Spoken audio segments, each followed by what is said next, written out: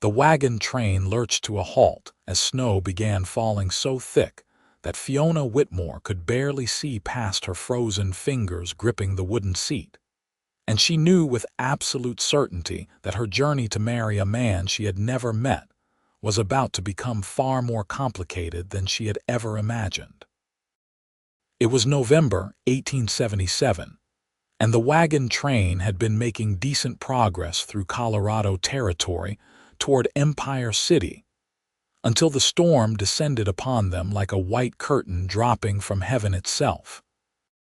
Fiona pulled her wool cloak tighter around her shoulders, watching as the other members of the train scrambled to secure their wagons and animals. She was traveling alone, which had raised eyebrows when she joined the group in Denver 3 days prior, but mail-order brides were not uncommon these days, and her story was simple enough. A man named Robert Caldwell had placed an advertisement seeking a wife. She had responded, and now she was supposed to meet him in Empire City, where he ran a mercantile. The problem was that Fiona had no experience with wilderness travel, no family to help her, and her wagon driver, an elderly man named Samuel, who she had hired for the journey, was currently hunched over coughing so violently that blood specked the handkerchief he pressed to his mouth. "Miss Whitmore," Samuel wheezed between coughs, "I cannot go on. This consumption has gotten worse with the cold. You need to find another way to Empire City." Panic fluttered in Fiona's chest like a trapped bird. "But Samuel, I have no one else. I do not know anyone in this wagon train." "Then you had better start introducing yourself," he said, his weathered face filled with genuine regret. "I am sorry, miss, but I can barely sit upright. My nephew is 2 wagons back. He will take me to the nearest town where I can see a doctor. You must make other arrangements."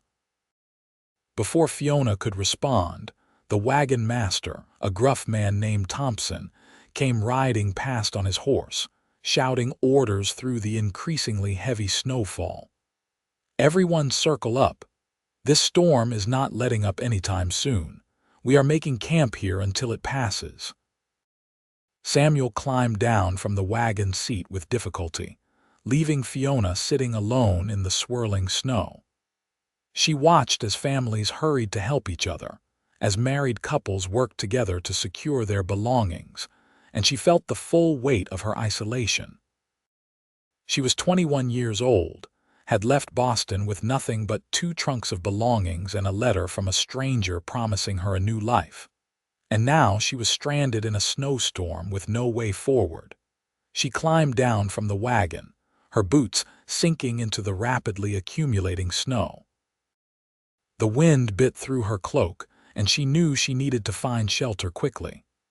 As she stood there, uncertain and afraid, a figure on horseback approached through the white haze. The man sat tall in the saddle, his broad shoulders dusted with snow, his hat pulled low against the wind.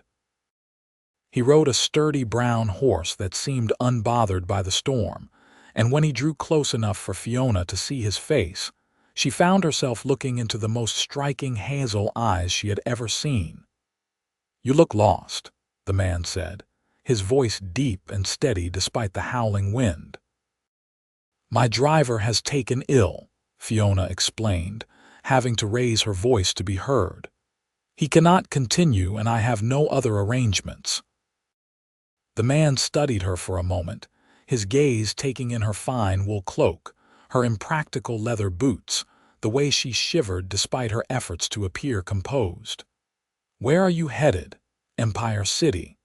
I am supposed to marry a man there named Robert Caldwell."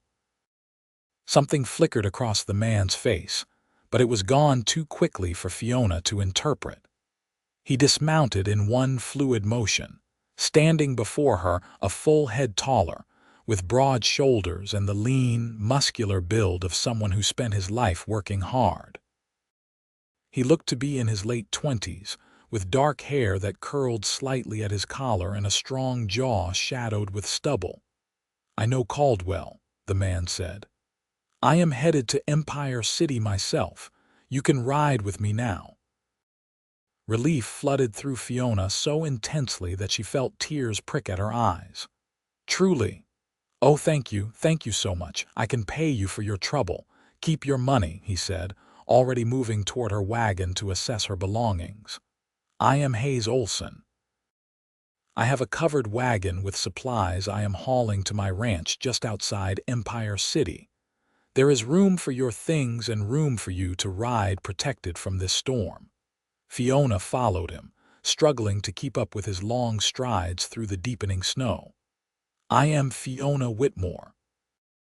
I cannot tell you how grateful I am, Mr. Olson." "Hayes is fine," he said, glancing back at her. "And you should save your gratitude until we actually make it to Empire City. This storm looks like it might last a while." Over the next hour, as the storm continued to rage, Hayes efficiently transferred Fiona's 2 trunks to his wagon. His wagon was indeed larger and sturdier than the one Samuel had been driving, with a canvas cover that was reinforced and weatherproofed.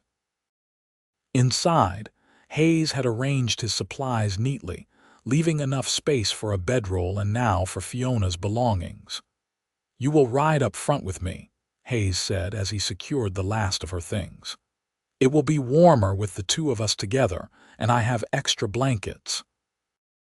The arrangement was highly improper, Fiona knew, but propriety seemed like a luxury she could not afford in the middle of a Colorado snowstorm. She nodded her agreement, and Hayes helped her up onto the wagon seat with a strong, steady hand. As darkness fell and the wagon train settled into an uneasy camp, Hayes built a small fire in the shelter of the wagon. The snow continued to fall, but the canvas cover and the careful positioning of the wagon provided some protection. Hayes produced supplies from his seemingly endless stores: coffee, dried beef, hardtack, and even a small pot of beans that he warmed over the fire. "You are very well prepared," Fiona observed, wrapping her hands around the tin cup of coffee he had given her. The warmth seeping into her frozen fingers felt like heaven. "You have to be out here," Hayes said, settling onto a log he had pulled near the fire. "The weather can turn on you in minutes, especially this time of year. What made you decide to come to Colorado in November?" Fiona hesitated, unsure how much to share with this stranger who was now her only hope of reaching her destination. But something about Hayes invited confidence. Perhaps it was the calm, capable way he moved, or the directness of his gaze, or simply the fact that he had helped her without hesitation when he had no obligation to do so. "Mr. Caldwell wrote that he needed a wife before winter set in completely," she explained. "He said he had a good business and a house ready, and that if I arrived by December, we could be married and settled before the worst of the weather arrived. And you were in such a hurry to marry a stranger?" Hayes asked, and though his tone was not judgmental, Fiona heard the question beneath the question. "I was in a hurry to leave Boston," she said quietly. "My father died last year, leaving debts. My mother passed when I was young, and I have no siblings.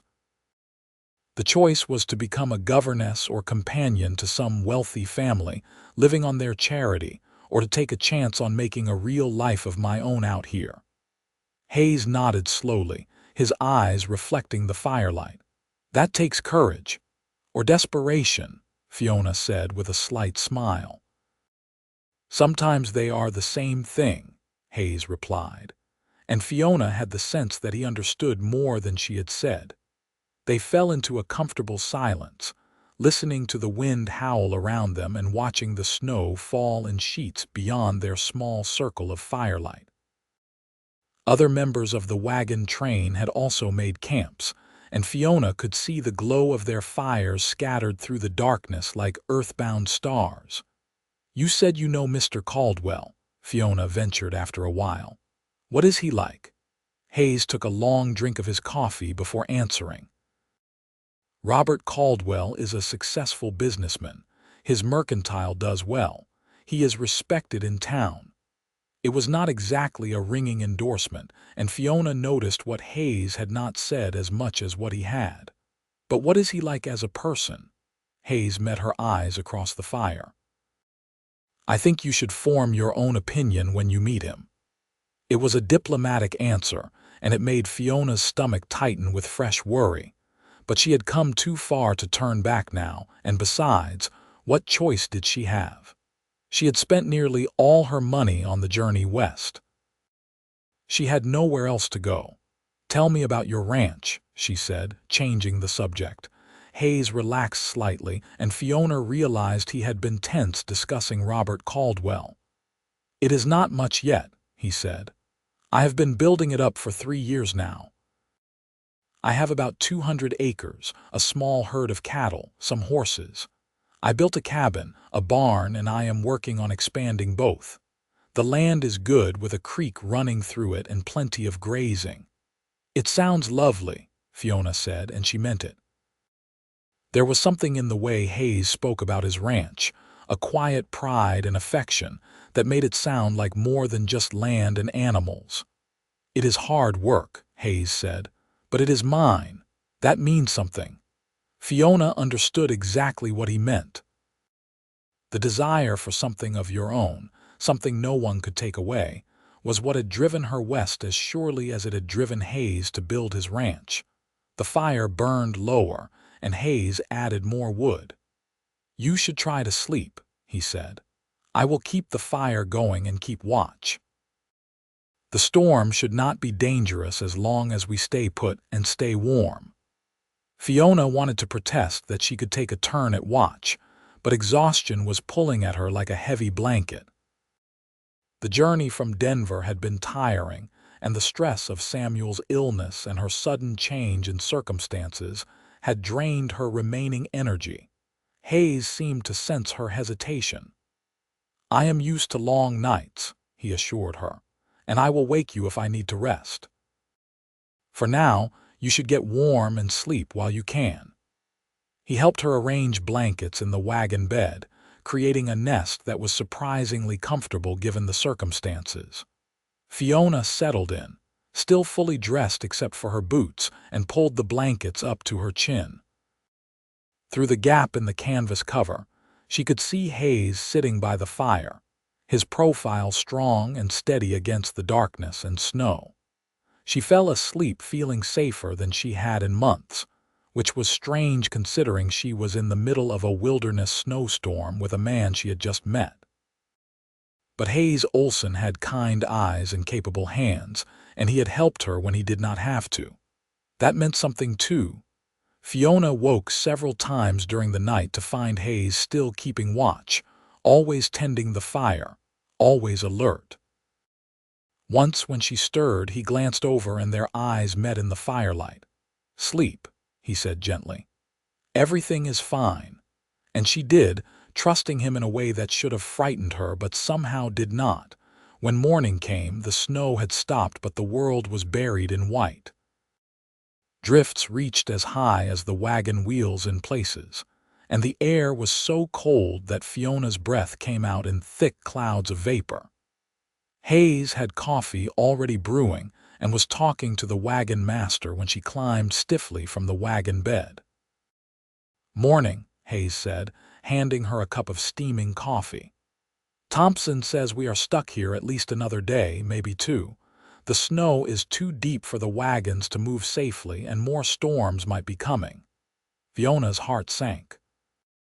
"But I am supposed to meet Mr. Caldwell by the 1st of December. If we are delayed much longer, I will not make it in time." "Caldwell will understand," Hayes said, though his tone suggested he was not entirely sure of that. "Whether delays happen, it cannot be helped." Thompson approached, his weathered face grim. "Olson, I need to ask you something. We have 3 wagons with families who did not bring enough supplies. They did not expect delays like this. Can you spare anything?" Hayes did not hesitate. "I can spare some dried meat, beans, and coffee. Come help me sort out what I can give." Fiona watched as Hayes shared his carefully prepared stores with families who had been less prepared. He did it without complaint, without making anyone feel small for needing help. When a young mother with 2 small children thanked him with tears in her eyes, he simply nodded and told her to keep her children warm. "You are very generous," Fiona said after Thompson had distributed the supplies. Hayes shrugged. "Out here, you help people when you can. Someday it might be you who needs the help." They spent that day and the next in a strange sort of domesticity, waiting for the trail to be passable again. Hayes kept the fire going, melted snow for water, and prepared simple meals. Fiona helped as much as she could, though she quickly realized how little she knew about wilderness survival. Her education in Boston had included literature, music, and fine needlework, none of which were particularly useful for surviving a Colorado snowstorm. But Hayes was patient, showing her how to bank a fire to keep it burning longer, how to prepare coffee that did not taste like mud, how to move efficiently in the cold to conserve energy and warmth. In return, Fiona read aloud from a book of poetry she had packed in her trunk, her clear voice carrying stories and verses into the snowy silence. Hayes listened while he worked, and Fiona noticed that he seemed to relax as she read, his usually guarded expression softening slightly. When she finished a particularly beautiful poem about the sea, he was quiet for a long moment. "That was nice," he said finally. "I have not heard poetry since I left Missouri. You are from Missouri originally?" Fiona asked, eager to learn more about this man who had become her protector and companion. "A farm outside of Independence," Hayes confirmed. "My parents had a small place, but it was never enough to split between me and my 3 brothers, so I headed west to make my own way." "Do you miss them?" "Your family?" "Sometimes," Hayes admitted. "But I write letters and they write back. My youngest brother talks about coming out to join me once I get the ranch more established." Fiona felt a pang of envy.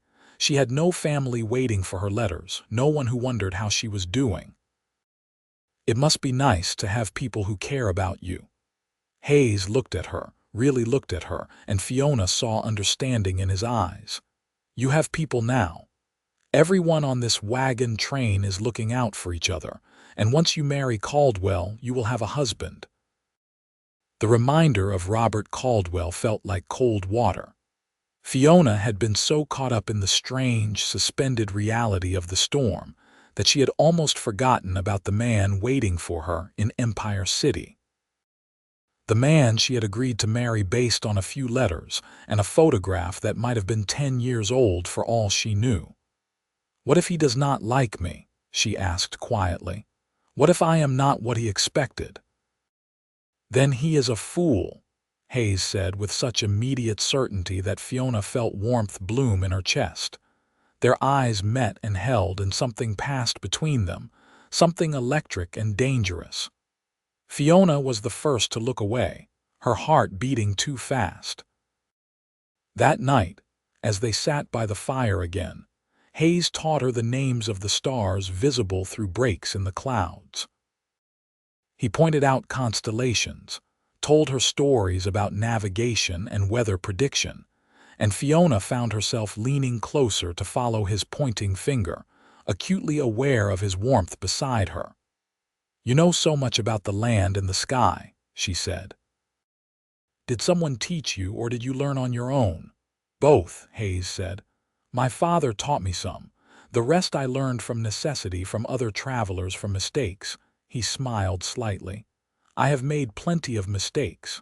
Such as thinking I could build a barn in 3 days when it actually took 3 weeks. Such as buying a horse that looked strong but turned out to be the most stubborn creature God ever created. Such as planting a garden too early and losing everything to a late frost." Fiona laughed, imagining Hayes dealing with each setback with the same quiet determination she had seen in him. "But you kept trying. What else is there to do? You keep trying, you learn, you get better." He looked at her. Same as you, coming all the way out here alone. That took guts. You will figure out the rest as you go. I hope you are right, Fiona said.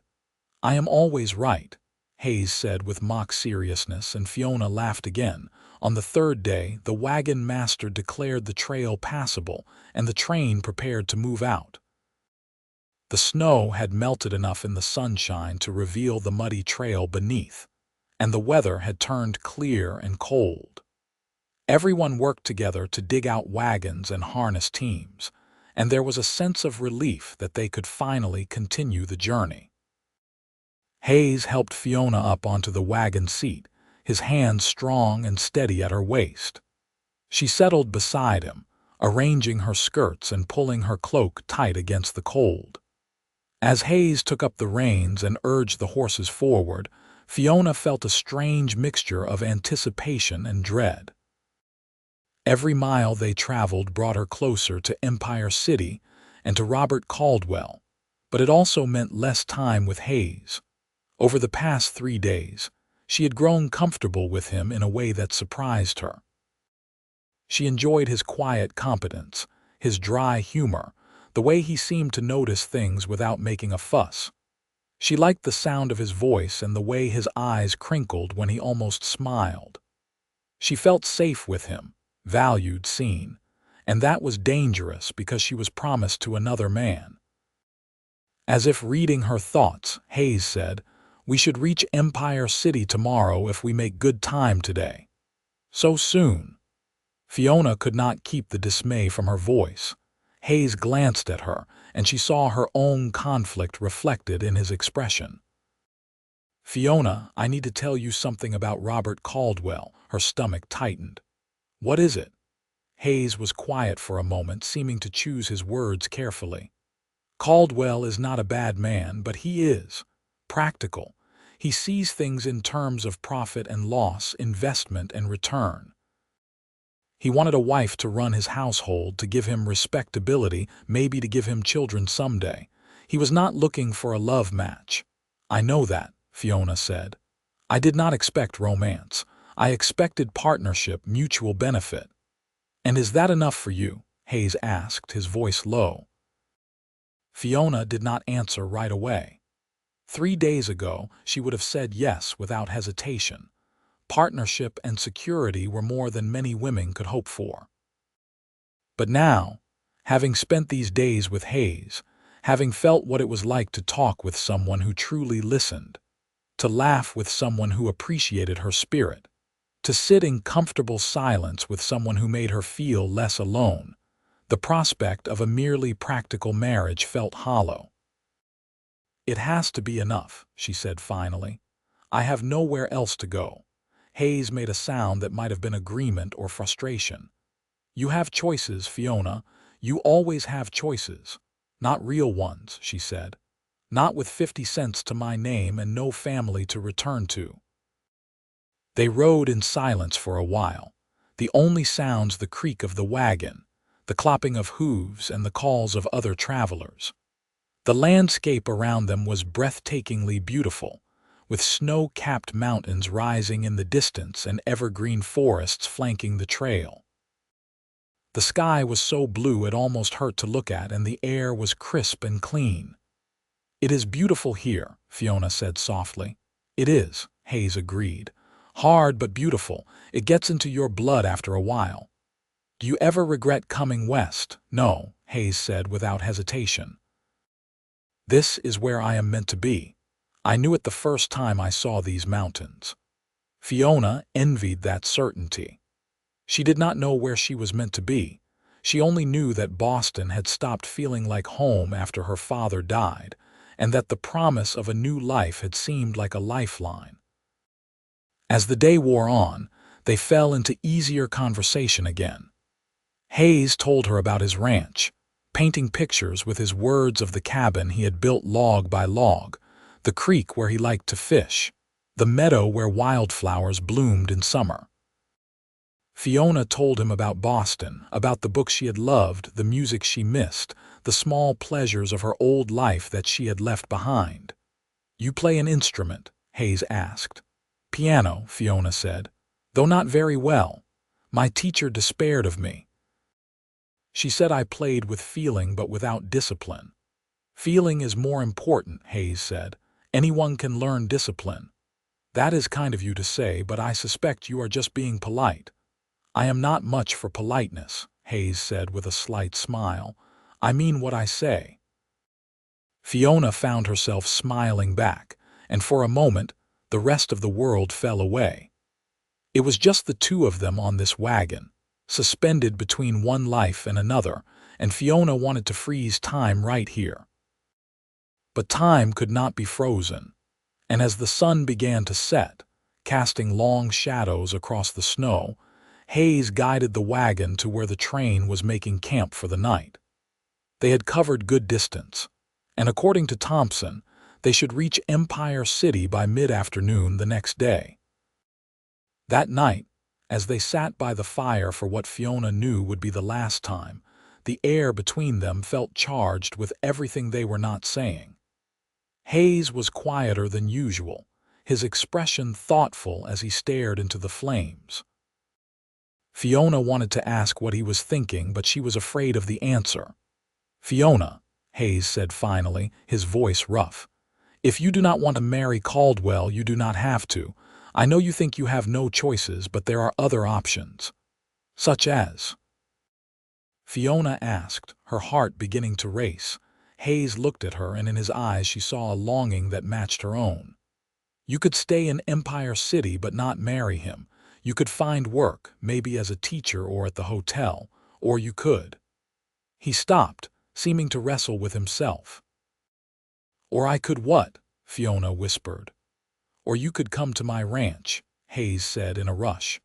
"Not as anything improper. I would build a separate cabin, or you could stay in the main house and I would stay in the barn. I have been needing to hire help anyway, someone to handle the household side of things. It would be a job, nothing more unless you wanted it to be more, and even then we would do things properly, we would court, we would give it time." Fiona's breath caught.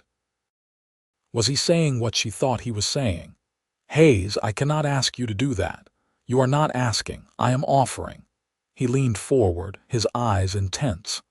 "These past few days with you have been the best days I have had in years. You are smart and brave and kind. You read poetry and you laugh at my terrible jokes, and you are not afraid of hard work even though you have no idea what you are doing half the time. I know it is fast. I know we barely know each other, but Fiona, I think we could have something real. Something worth building." Tears burned in Fiona's eyes. Everything he was offering, everything she had not dared to hope for, was right there in his words. But the practical part of her, the part that had survived her father's death and the loss of her home, could not ignore the obstacles. "I am promised to Robert Caldwell," she said. "He has paid for my journey, he is expecting me. How can I just not show up?" "You show up," Hayes said. "You meet him. You tell him the truth, that you have changed your mind. You give him back whatever money you owe him.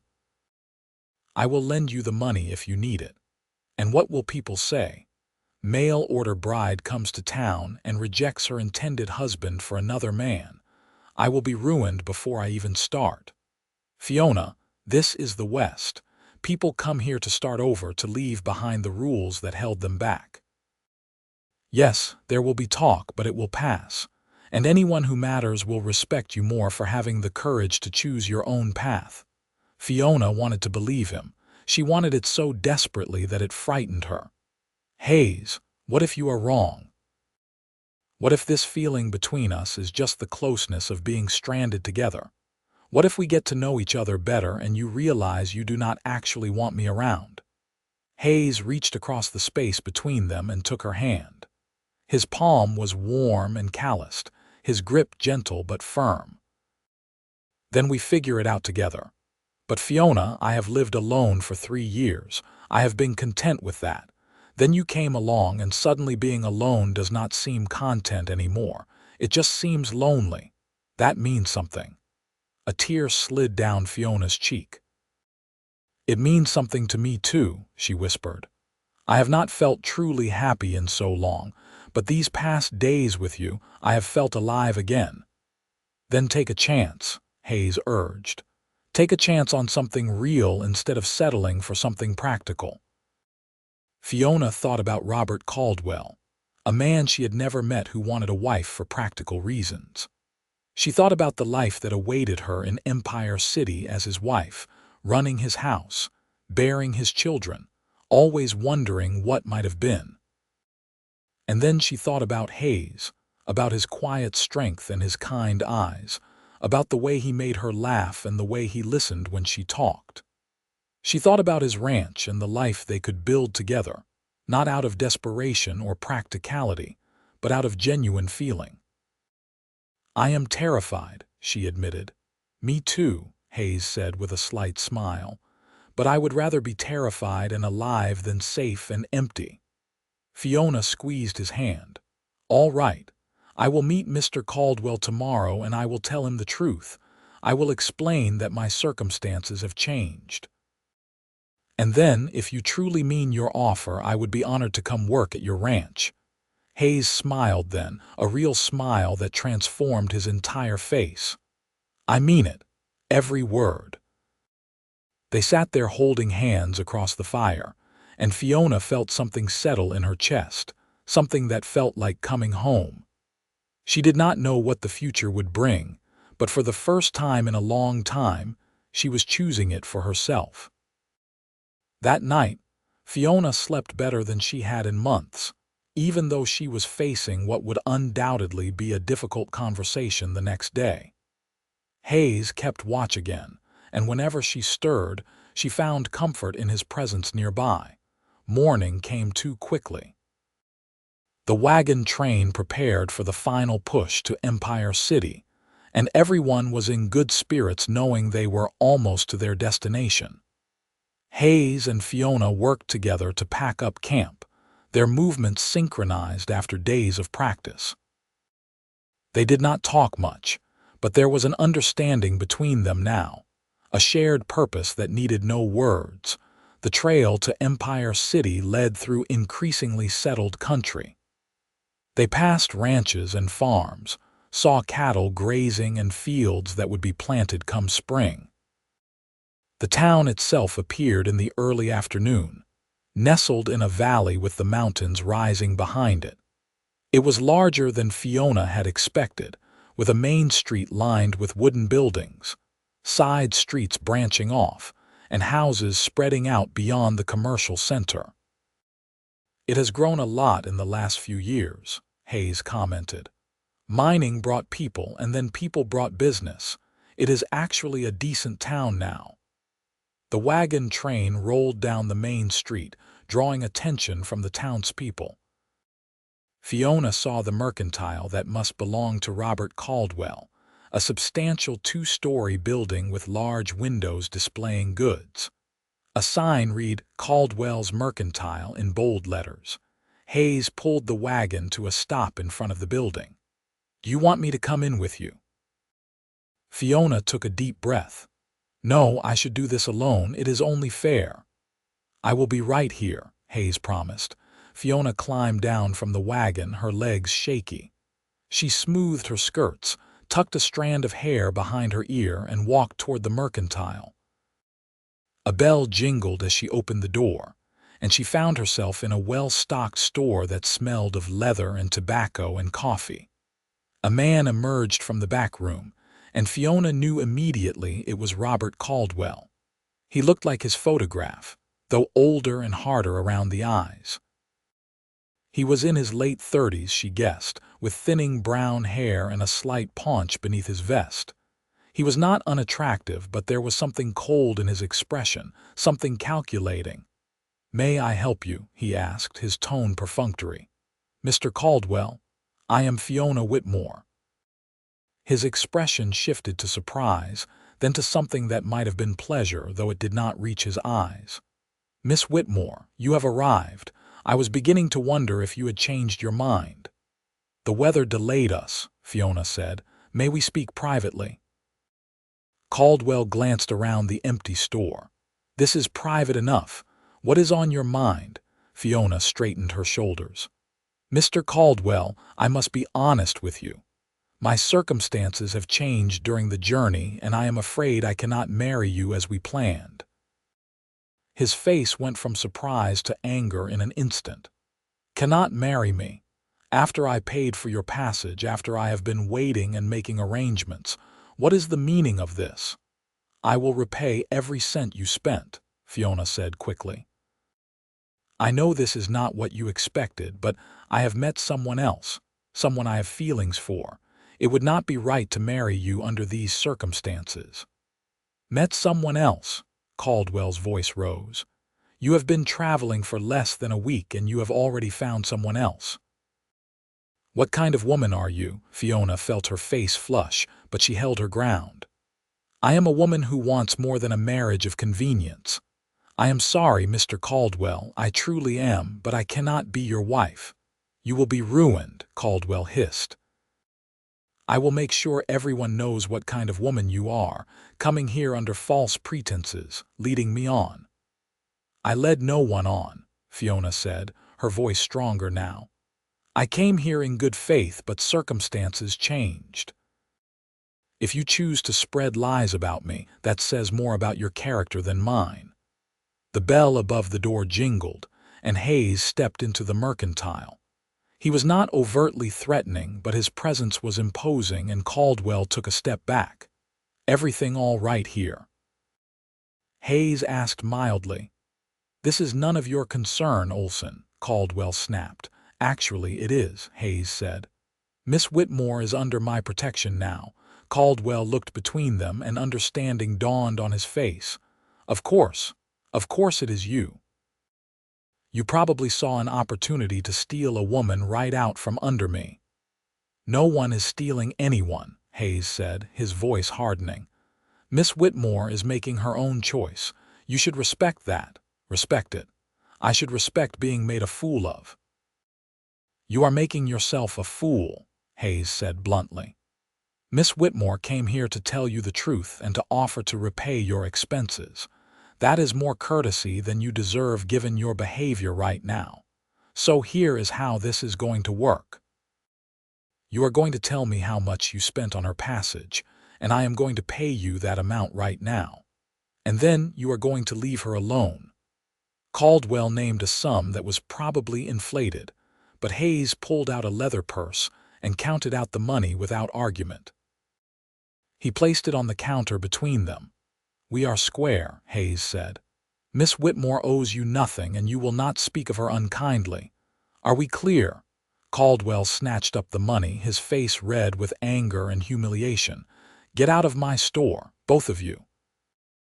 Hayes offered Fiona his arm, and she took it gratefully. They walked out of the mercantile together, and Fiona felt a strange mixture of relief and anxiety. She had done it. She had chosen her own path.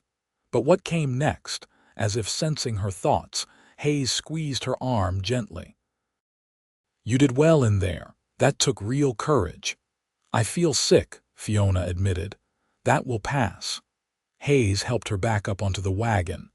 "Now let us get you settled at the ranch. I know a widow in town, Mrs. Patterson, who will be happy to come stay with us for a while as a chaperone. Everything will be proper and respectable." As they drove out of Empire City toward Hayes's ranch, Fiona felt the tension begin to drain from her shoulders. She had faced Robert Caldwell and she had survived.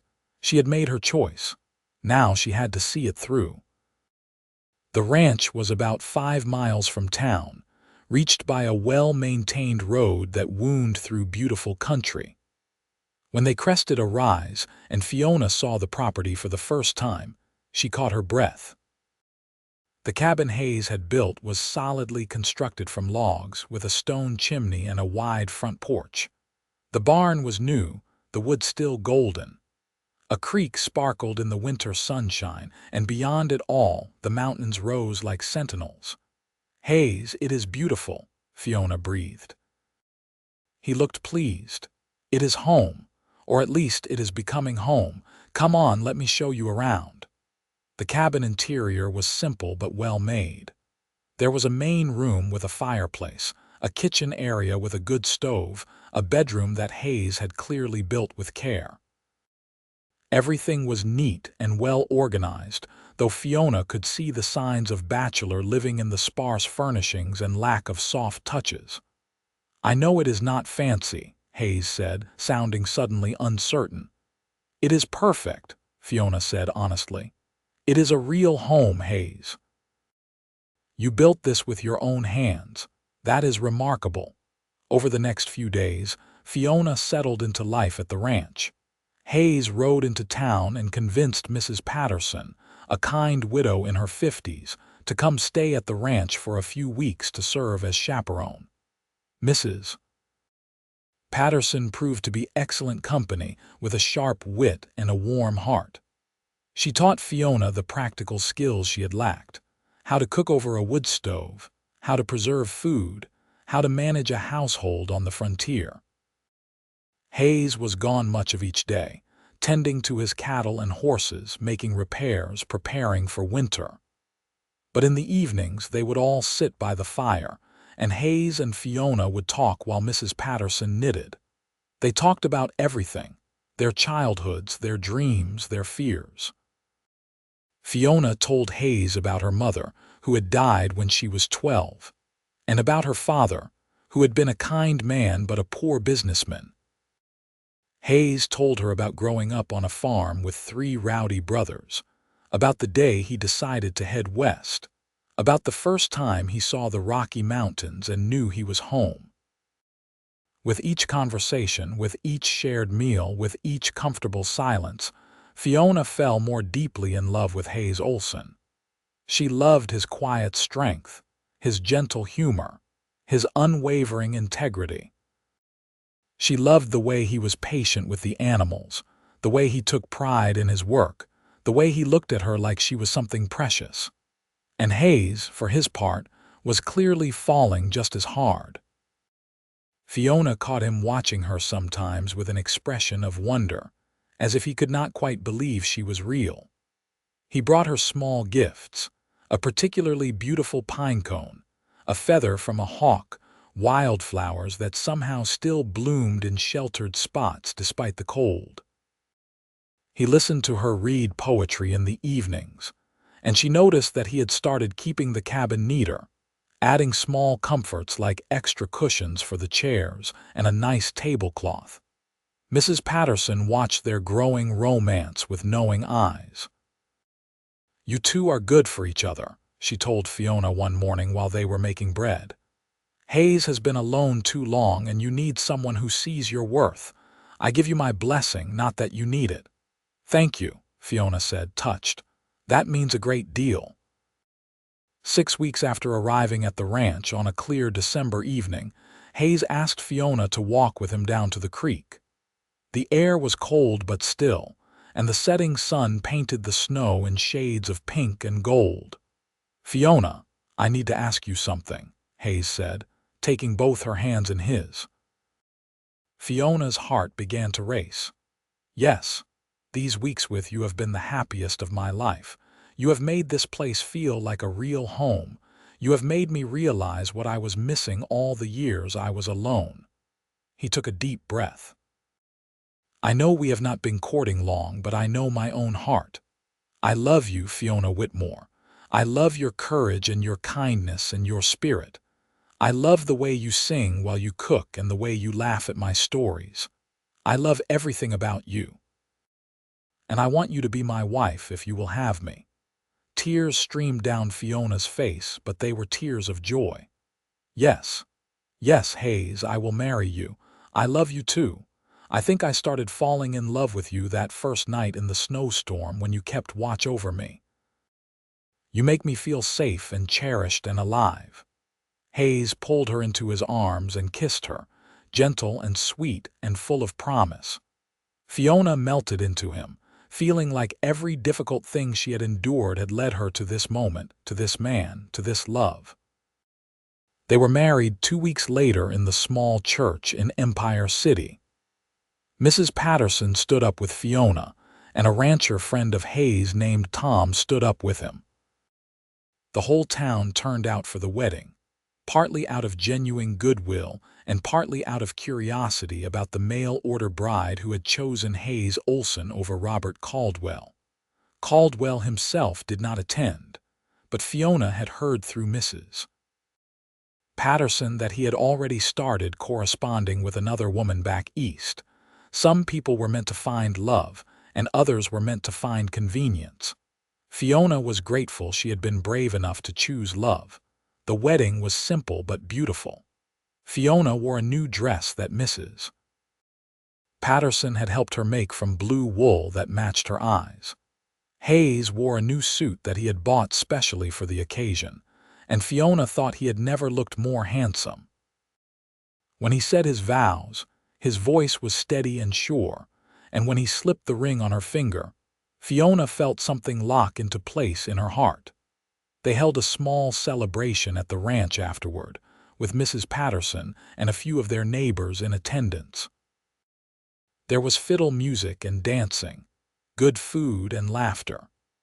Hayes twirled Fiona around the main room of the cabin, both of them grinning like fools, and Fiona thought her heart might burst with happiness. When their guests finally left and they were alone for the first time as husband and wife, Hayes took Fiona's hand and led her to the bedroom. They made love slowly and tenderly, learning each other, showing each other without words the depth of their feeling. Afterward, Fiona lay in Hayes's arms, listening to his heartbeat, feeling safe and loved and home. The winter passed in a blur of quiet domesticity and deepening love. Fiona learned the rhythms of ranch life, the early mornings, the hard work, the satisfaction of a job well done. Hayes taught her to ride, and soon she was accompanying him on his rounds, learning about the cattle and the land.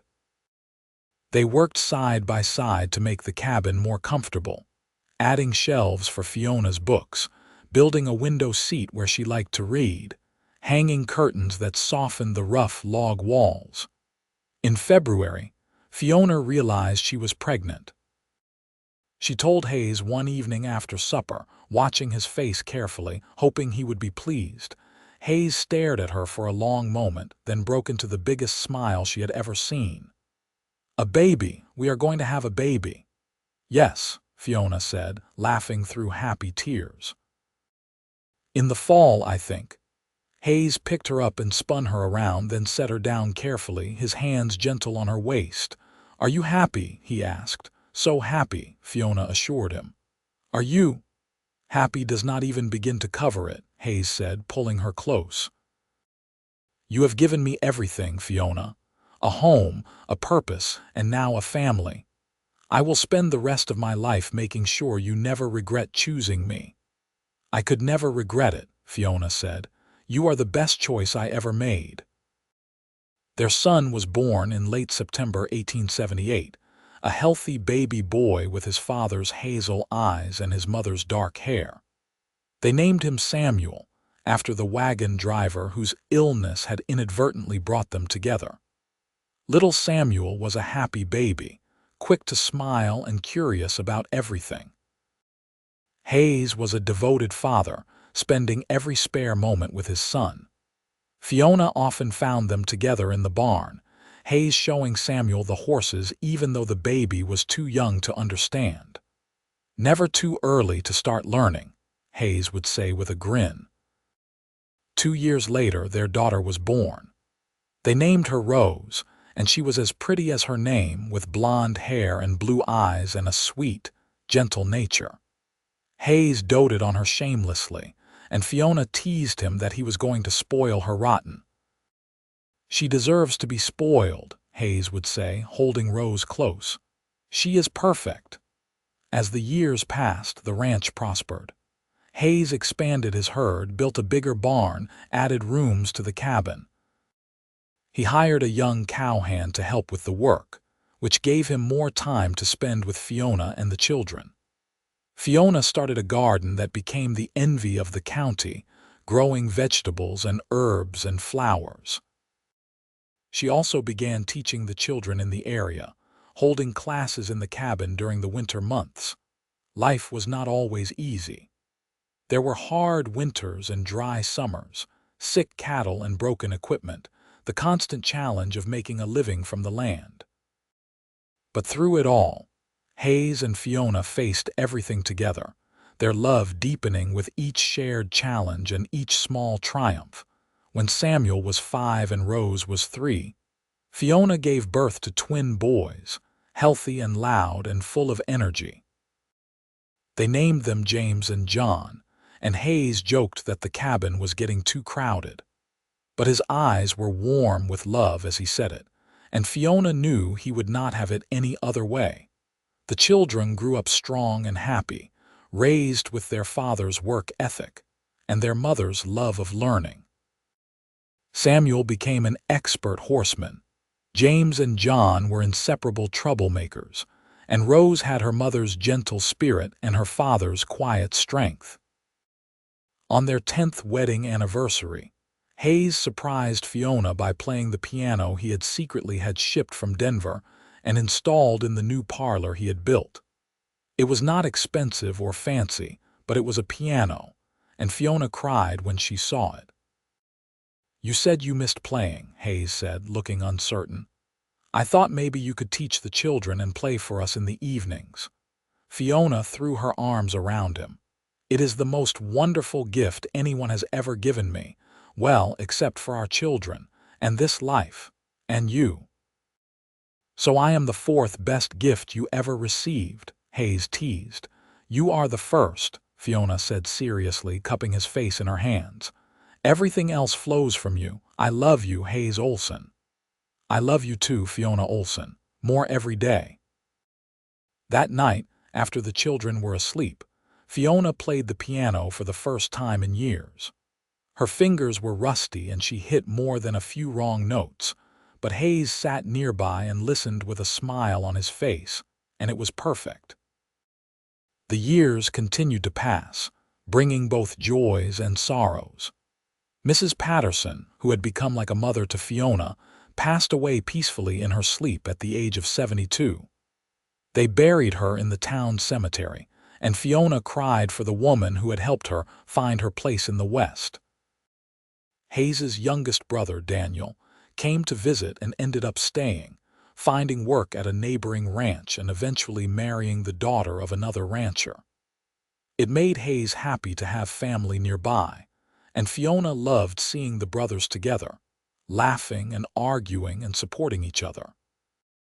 Samuel grew into a young man who loved the land as much as his father did.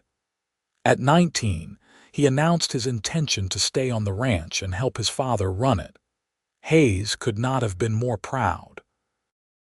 Rose, at 17, was being courted by the new schoolteacher, a nice young man named William from Pennsylvania.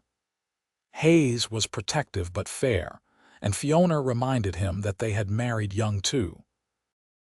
The twins, now 15, were already taller than their father and showed signs of wanting to see more of the world before settling down. Hayes understood that restlessness. He had felt it himself once. One evening in the spring of 1893, 15 years after their wedding, Hayes and Fiona sat on the porch they had built together, watching the sunset paint the mountains gold and purple. The air smelled of new grass and pine, and somewhere in the distance, a meadowlark was singing. "Do you ever think about that snowstorm?" Hayes asked, taking Fiona's hand. "Sometimes," Fiona said. "I think about how scared I was, how lost I felt. And then I think about how you rode up out of the snow like something from a story and offered to help me." "You were the bravest thing I had ever seen," Hayes said, "standing there in that storm, refusing to give up even though you were terrified." "I did not feel brave. The best kind of courage is being afraid and doing it anyway." Hayes squeezed her hand. "I am so glad that storm stranded you. I am so glad Samuel got sick and you needed help. I am so glad you said yes when I asked you to ride with me." "I am glad too," Fiona said softly. "That storm brought me home. It brought me to you." They sat in comfortable silence, their hands intertwined, their lives woven together by time and love and shared dreams. In the distance, they could hear their children's voices, Samuel working in the barn, Rose playing the piano, the twins arguing good-naturedly about something. It was the sound of a life well lived, of a family built on love. "I would do it all again," Hayes said suddenly. "Every hard day, every challenge, every setback, I would do it all again to end up right here with you." Fiona leaned her head on his shoulder. "Me too. Every single moment." As the sun dipped below the mountains and the first stars appeared in the darkening sky, Hayes and Fiona remained on the porch, grateful for the storm that had brought them together and for the love that had sustained them through everything that came after. They had built a good life together, raised a family, created a home, and it had all started with a cowboy riding out of a snowstorm to help a stranded mail-order bride with 5 simple words that changed both their lives. "You can ride with me now." The ranch continued to thrive as the new century approached. Samuel married a rancher's daughter from the next valley over, a smart, capable woman named Catherine who loved the land as much as he did. They built a house on the far side of Hayes's property, close enough to work the ranch together but far enough to have their own space. Within a year, they gave Hayes and Fiona their first grandchild, a robust baby girl they named Fiona after her grandmother. Hayes held his granddaughter with tears in his eyes. "Look at her, Fiona. She has your eyes. She has your stubborn chin," Fiona said with a laugh, watching her strong, capable husband transform into a doting grandfather. Rose married her William in a beautiful spring ceremony, and they moved to the growing town of Denver, where William had accepted a position at a prestigious school. Rose promised to visit often, and she kept that promise, bringing her own children to the ranch every summer so they could run wild in the mountains and learn about their grandfather's land. The twins, true to their restless natures, spent several years exploring the West before finally settling down. James became a deputy sheriff in a nearby town, while John opened a successful feed and supply store in Empire City. Both married good women and had children of their own, and the Olson family grew and flourished. As Hayes and Fiona grew older, they gradually turned more of the ranch work over to Samuel, though Hayes never fully retired. He still rode out most mornings to check on the cattle, still made repairs and improvements, still worked with his hands because it was in his nature to do so. Fiona continued teaching, though now she taught her grandchildren alongside the other local children, passing on her love of learning and poetry to a new generation. On their 25th wedding anniversary, their children threw them a party that seemed to include half the county. The barn was decorated with ribbons and flowers, tables groaned under the weight of food, and a band played music for dancing. Hayes, now in his early 50s but still strong and vital, danced with Fiona under the stars just as he had on their wedding day. 25 years, Fiona marveled, looking up at her husband.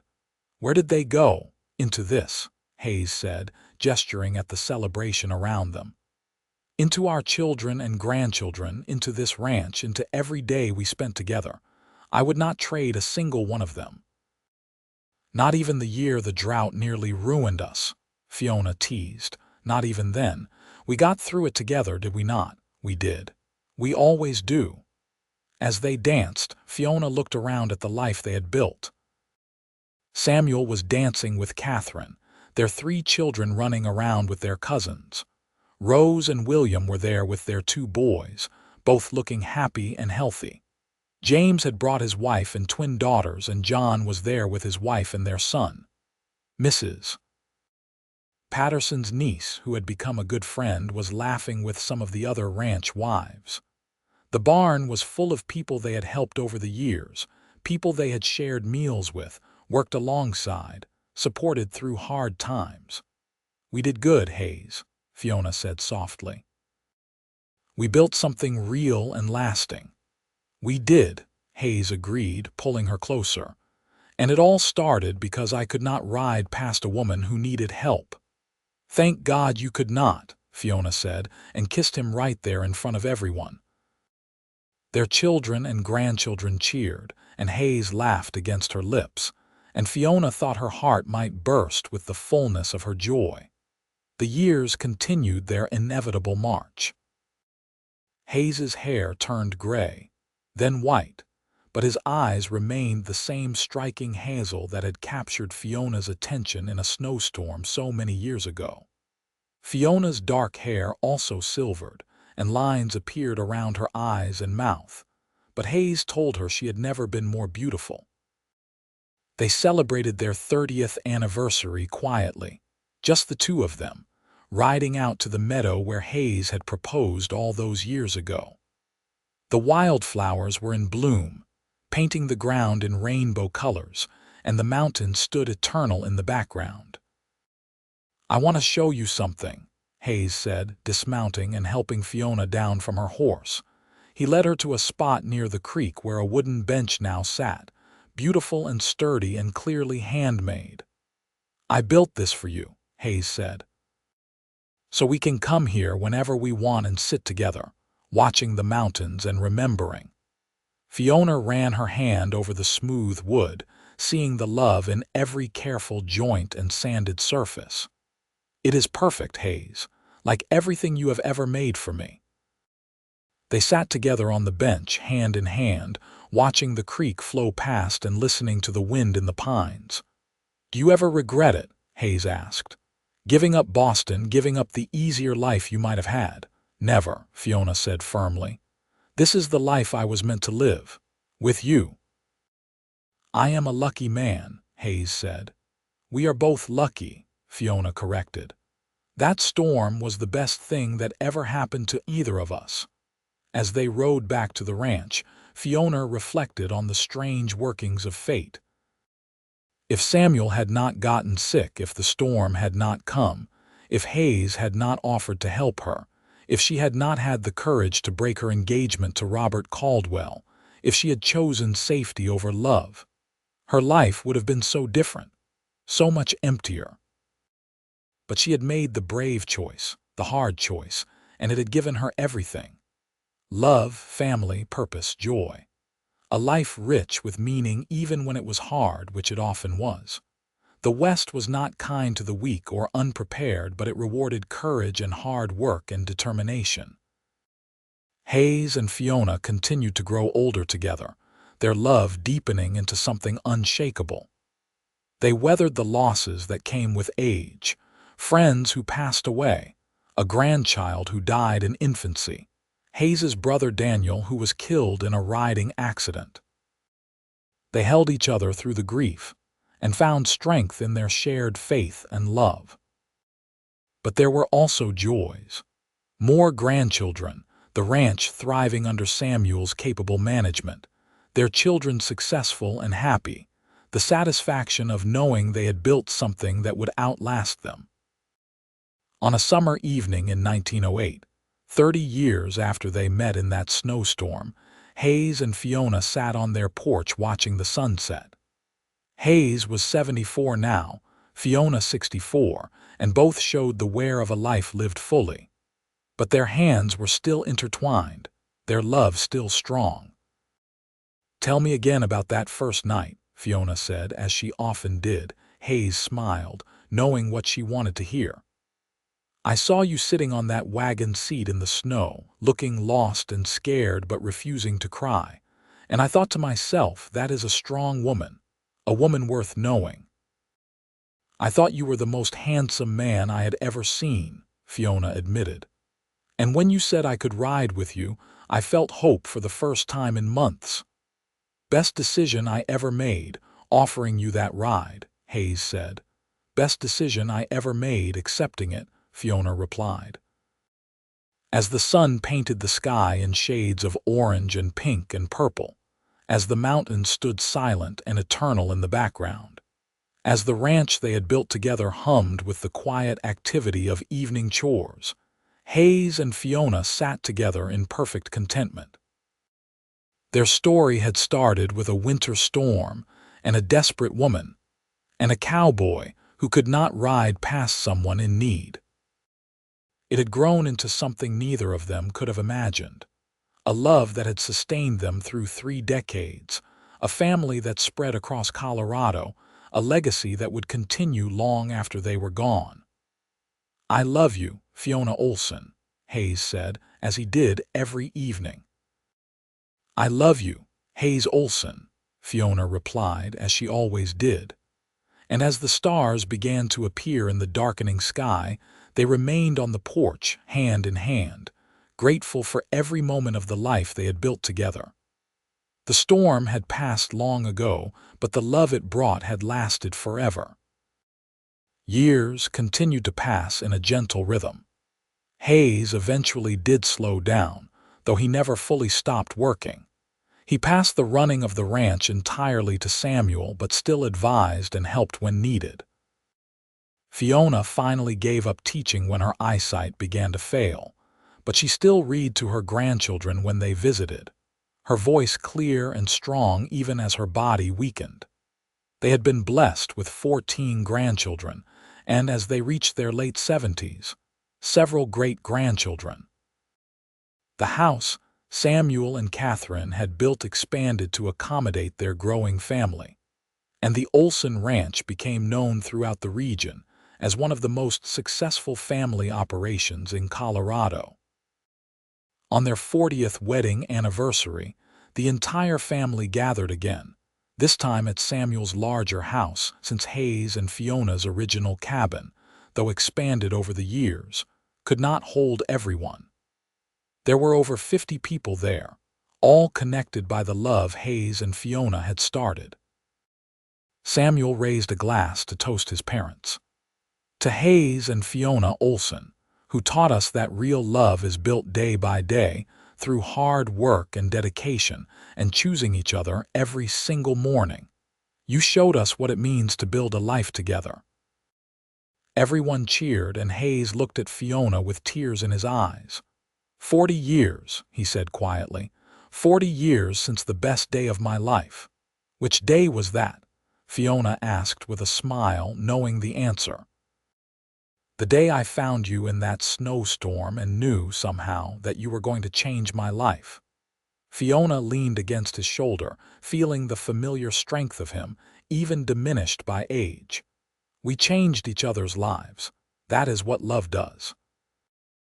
As Hayes and Fiona moved into their 80s, they slowed even more, spending most of their days on the porch Hayes had built, watching the ranch continue without them, but knowing they had set it on a good course. They held hands and remembered, telling each other stories they had told 1,000 times before, but never tired of hearing. Hayes passed away peacefully in his sleep in the winter of 1918, at the age of 84. He simply did not wake up one morning, and Fiona, who had been sleeping beside him for 45 years, knew immediately that he was gone. She held his hand and cried, but they were not bitter tears. They were tears of gratitude for a life shared, for love that had never wavered, for the blessing of growing old together. They buried Hayes on a hillside overlooking the ranch he had built, with the mountains he loved rising behind him. The entire community came to the funeral, and person after person stood to speak about how Hayes had helped them, taught them, inspired them with his quiet integrity and unwavering kindness. Fiona sat surrounded by her children and grandchildren and great-grandchildren, all of them living testaments to the love she and Hayes had shared. "He was the best man I ever knew," she said simply, when it was her turn to speak. "And I will love him until the day I die and beyond." Fiona lived another 5 years without Hayes, cared for lovingly by her family. She spent her days telling stories about their life together, making sure her grandchildren and great-grandchildren knew about the man who had built this legacy. She talked about the snowstorm, about Hayes riding up and offering to help, about how scared she had been to break her engagement but how brave Hayes had made her feel. "Love is worth fighting for," she told her granddaughters. "Worth taking risks for. I could have married Robert Caldwell and had a comfortable, empty life. Instead, I took a chance on Hayes and I got everything." On a spring morning in 1923, Fiona Olson died peacefully in her sleep, just as Hayes had. She was 88 years old, surrounded by family, loved and honored and remembered. They buried her next to Hayes on that hillside, and on her gravestone they carved the words Hayes had spoken to her on that long-ago day. "You can ride with me now." The Olson Ranch continued for generations, passed down through Samuel, and then his children and grandchildren. The bench Hayes had built in the meadow became a family landmark, carefully maintained, a place where young Olsons went to propose or to think or simply to remember the love story that had started everything. And every winter, when the first big snow fell over Colorado, the Olson descendants would tell the story again. Of a mail-order bride stranded in a storm, of a cowboy who stopped to help, of a love that grew from kindness and courage into something eternal. They told it to remind themselves that the best things in life are worth waiting for, worth fighting for, worth taking risks for. Hayes and Fiona had built more than a ranch. They had built a legacy of love that rippled forward through time, teaching every generation that came after them that true love, the kind that lasts, is not found in grand gestures or perfect circumstances. It is found in the everyday choice to be kind, to be brave, to see the worth in another person and to choose them, again and again, through every storm and every sunny day. The story of their love became a legend in Empire City and the surrounding valleys, told and retold, growing richer with each telling but always true at its heart. A winter storm, a stranded bride, a cowboy with kind eyes and a strong heart who said 5 simple words that changed 2 lives forever. "You can ride with me now." And she had ridden with him, through 45 years of marriage, through joy and sorrow, through prosperity and hardship, through youth and age. She had ridden with him all the way to the end, and their love had lit the way for everyone who came after. The ranch still stands today, run by Hayes and Fiona's great-great-grandchildren, and on that hillside overlooking the land, 2 headstones stand side by side, marking the resting place of 2 people who proved that sometimes the best love stories start with a storm and a stranger and the courage to say yes to an uncertain future. Their love had been real and lasting, built on mutual respect and genuine affection, and the determination to choose each other every day. It had weathered every storm and emerged stronger. And it had created something beautiful that would last long after they were gone. A family, a legacy, and a story that reminded everyone who heard it that true love is always worth the risk.